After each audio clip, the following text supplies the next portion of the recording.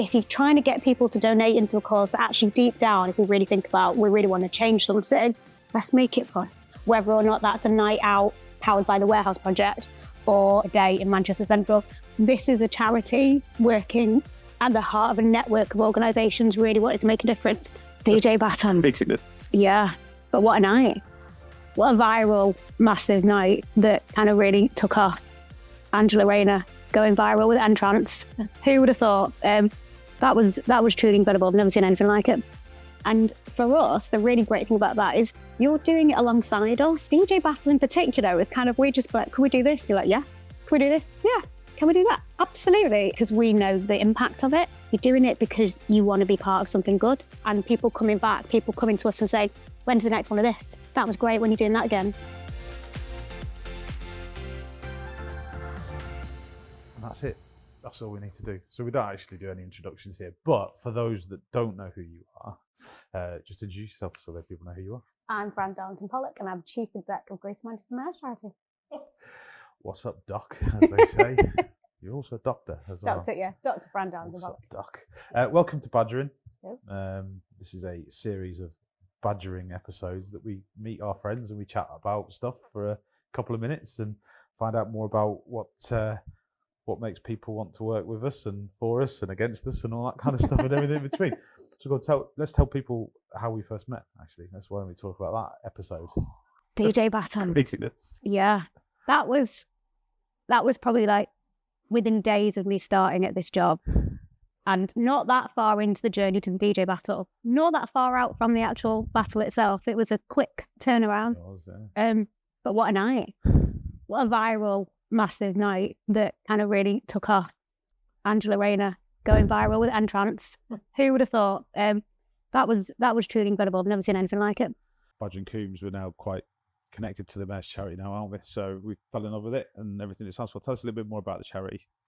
So we believe that homelessness has no place in Greater Manchester, and we were set up off the back of Mayor Andy Burnham's election and the pledge that he made to end rough sleeping. And he's not ended it, but he's made a huge dent in it. And that's because of the upswell and movement that was already happening in the city region, the partnership working that was already there across the VCFSC sector and statutory services. And crucially, the funding that we bring into the Bed Every Night initiative, which launched then, is reduced rough sleeping by 45%, which is phenomenal. We do still see people out there, and we know that more needs to happen. A lot of that's outside of our control. This is a charity working at the heart of a network of organisations really wanting to make a difference. And we channel business money, community money, individual donations into where it can have the most impact and amplify what works. Let's talk a little bit about how you do that as well and how you kind of, because a lot of the things that we do at Badgering Coombs is about how we communicate messages to people and how we create content and deliver that content. So the Mayor's Charity does things quite differently in regards to that. So you've got all sorts of things like pulling buses to go on, tell us a little bit about when you organise these events and what drives you to do those. Is it crazy people coming up with crazy ideas, or is there another reason or is there another thought process behind all of that? There is a little bit of that. People thinking, should we do this? That's a good idea. And then I'm kind of like, okay. But also, and this is going to sound corny, not everybody's got a lot of cash. Like even the people who are relatively better off still feel kind of pockets are pinched. It's hard.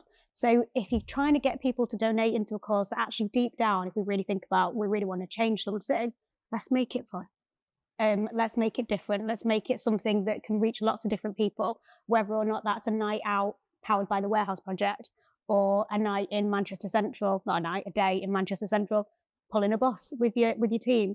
The kind of community spirit that you see in companies that came down to that and how much it grew last year, 24 relative to 23, was amazing to see. We had one company that had 5 teams there. They loved it. And it's kind of that and people coming back, people coming to us and saying, when's the next one of this? That was great, when you're doing that again. That's a really nice thing to do because they're caring about us and caring about the community that we're trying to support, which is the organisations on the front line of the housing and homelessness crisis. So what do you say? We're going to pull buses, but we're going to try and get other things to pull as well. We're going to try and do some more crazy stuff. Can you imagine? I think we should pull a fire engine. That's definitely something. Fire engine, I'm going to say it here and then it has to happen. I was chatting to the fire services and they were helping. They provided some of the slings to help us on the shackles that you put on buses because they need to be strong.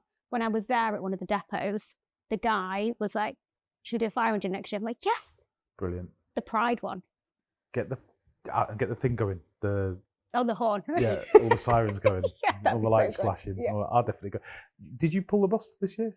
I've done it twice. Did you? Well, I've actually done it 3 or 4 times. So I did it with Solvent Red Devils this year. But Actually, I didn't really pull it. I was I was just going to say, hanging because on the end. I think we do have some video somewhere Yeah. of you holding the rope. They were too fast for me. Oh, right. They were too fast. Last year, the first year we did it though, I did it with Andy Burnham. Oh my word. Yeah, and some of the TFGM crew who helped us get it going. That's amazing. We were not very fast. No, I don't think it's about speed though, is it? It's about the endurance. I think that's the big thing. And then obviously Mayor's Battles. Yep. You know, we've had this conversation quite a lot. What do we do now? What do we do next in regards to that? And obviously, I think a battle of the bands would be awesome. Yeah. Do you know what I mean? A proper battle of the bands and stuff. But I don't know how that would look. I don't know. I think anything's possible, isn't it? It's like, Yeah. what can we do? But going back to all the fundraisers, it's like, what makes Greater Manchester unique? What brings people together? Sport, music and food.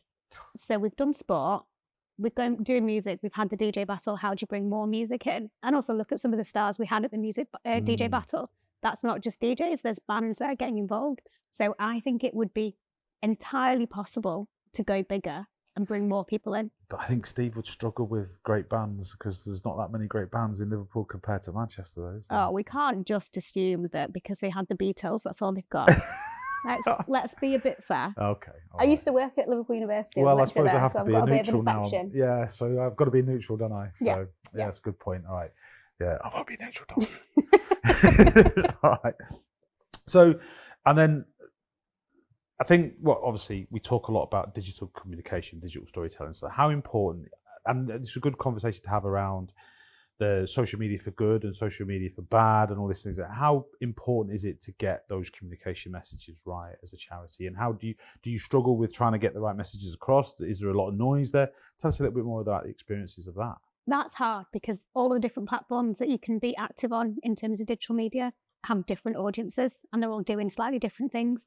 So any charity, any organisation, no matter the size, is going to struggle. But if you're a small organisation, as an example, a small charity, of which we are very small, being able to use your resource properly to think, okay, how are we going to communicate effectively and clearly on something like Instagram? And what does that look like on a platform like X, when there's a lot of different kind of controversies around that and whether or not voices are appropriate there? Then you've got new things like Blue Sky or Facebook or even LinkedIn. They're all completely different, but it's how much do you tailor and what are you trying to get out there? And crucially, when we put ourselves out into the kind of public domain, we want to change opinion and raise awareness of the fact that you can do a change around homelessness. It's not an individual failing, it's not someone's fault, and we should all come together to tackle it.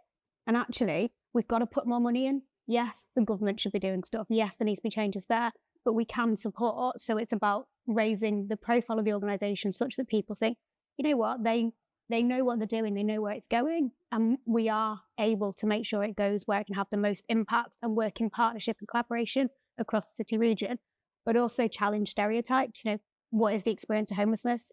Many people listen to this, you say homelessness, what do they think? They'll think of like cardboard boxes, tents, sleeping bags.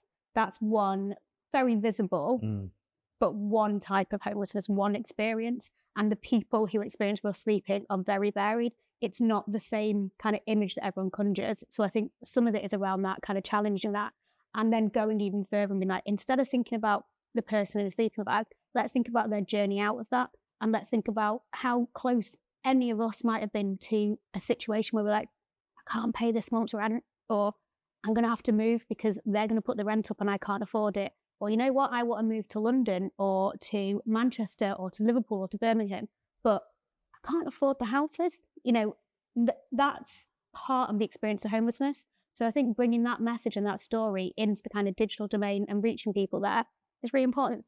Oh, great point. And I think like looking at how you can connect specifically to the certain individuals through that as well. We talk about bespoke media experiences a lot in Badgering Coombs and how you do that. And I guess algorithms can take over and not get the right messages to the right people. I guess that's why doing the events is so important, to actually physically bring people into a place. Exactly, and kind of make them feel part of it, and also recognise where we're learning. We might not get it right. Well, no, we definitely don't get it right all the time, because who does? Who does? And you're trying to think, how can you have the most impact with one person? and how can you change their opinion on what they should do or what they could do? And how do you work with people who can help you do that effectively?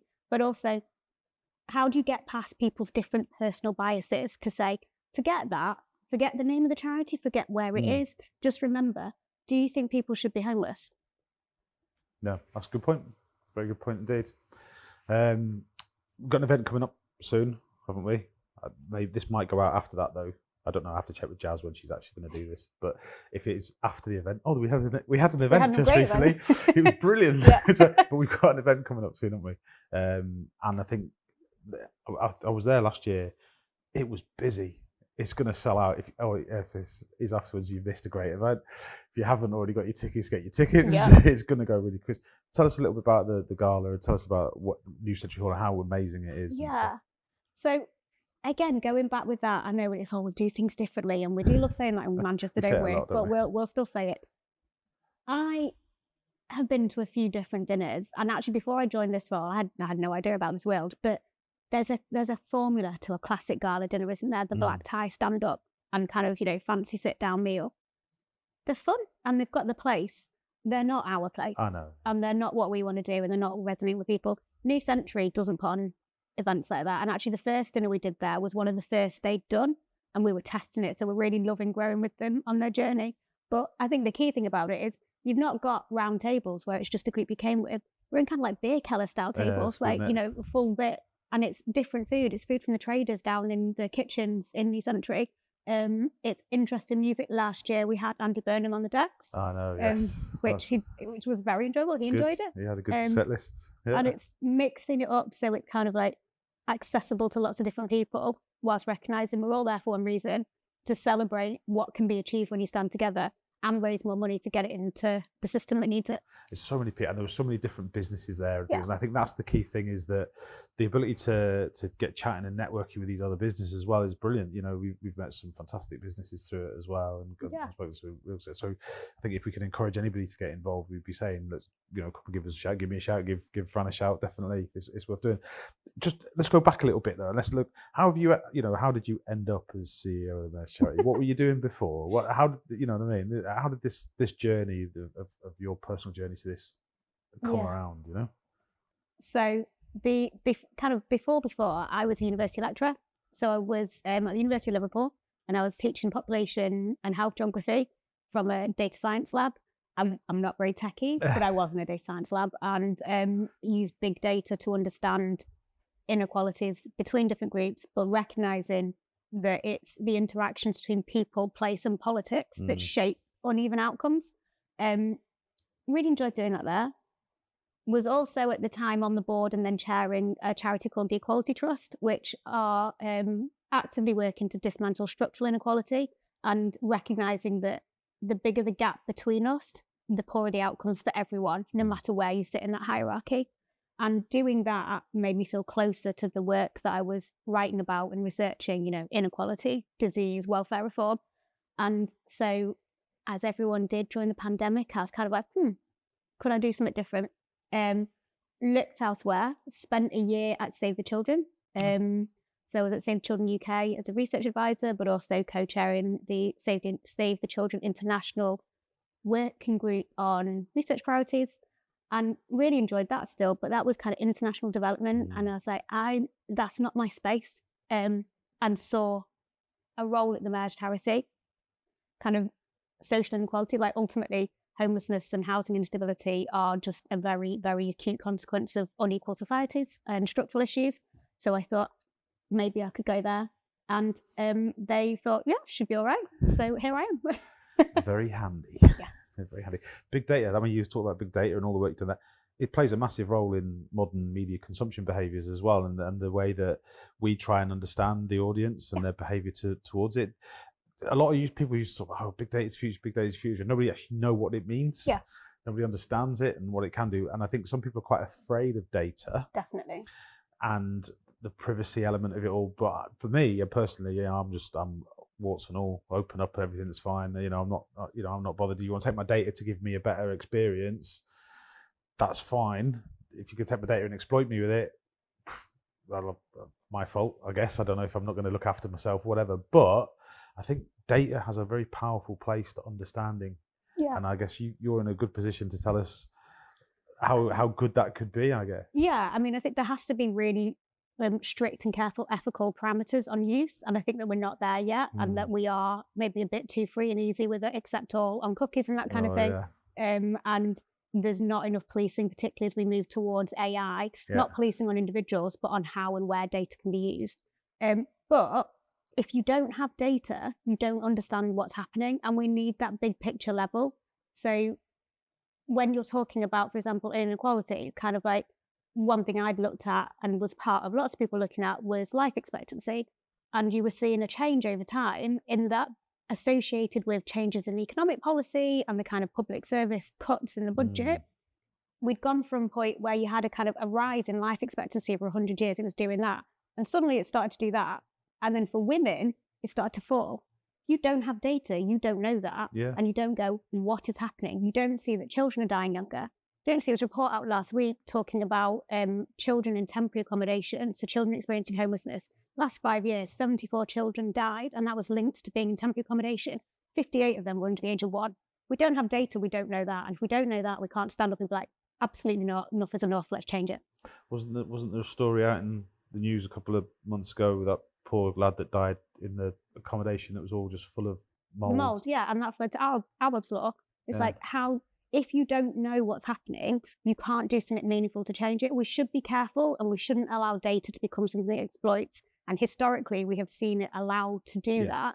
But people, particularly in the VCFSE space, and actually the academic space that I was in before, all coming together to be like, how can we use this powerfully and work together to better understand society, better understand uneven outcomes in society. And if you know why they exist, you can know how to change them.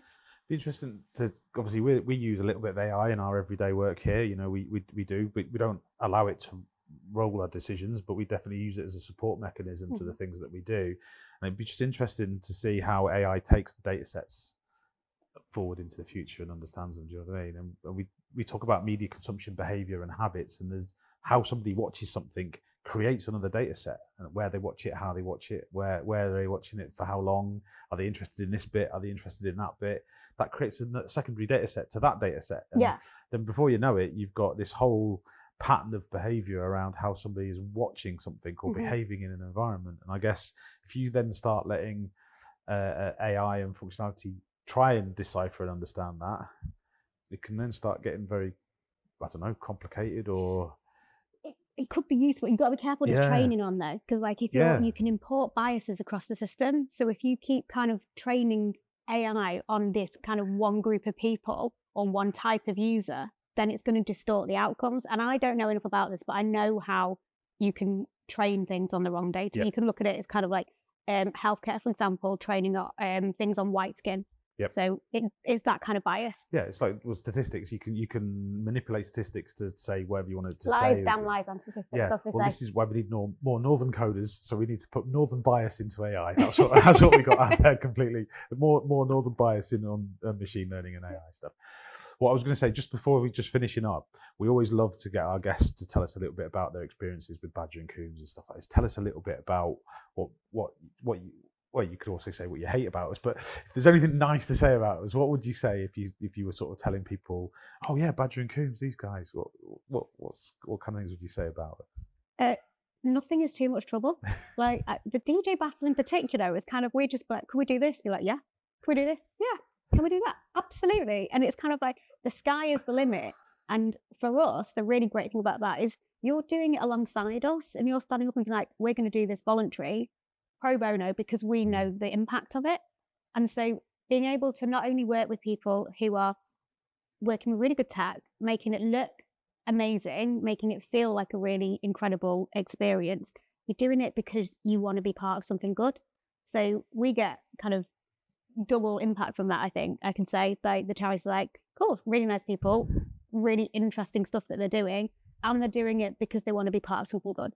So that's just, don't work with rubbish people, work with good people. I like the sound of that. Yeah, we definitely say yes a lot, don't we? You do. Maybe you should say yes, not as much, although... I'll keep saying this to you, don't I? I was going to say, only to me. Listen, Fran, thank you so much for coming in. We could talk forever.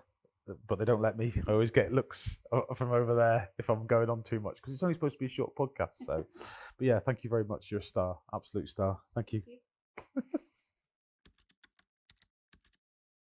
Initially, I was thinking that leadership is, it's you're managing a team. Really, once I got to the crux of it, it was about leadership. It's about influence and influencing people. So that was sort of one of the subtitles of the book, is that leadership is a mindset. Chris Brindley talked to me about the PI model. And PI stands for performance, image, execution. In any field, what you're trying to do, be good. That's the first. There's people that shout about things, but their product's no good. Yeah. And so I've always enjoyed, working with you, interacting with you, and it's always had a good result.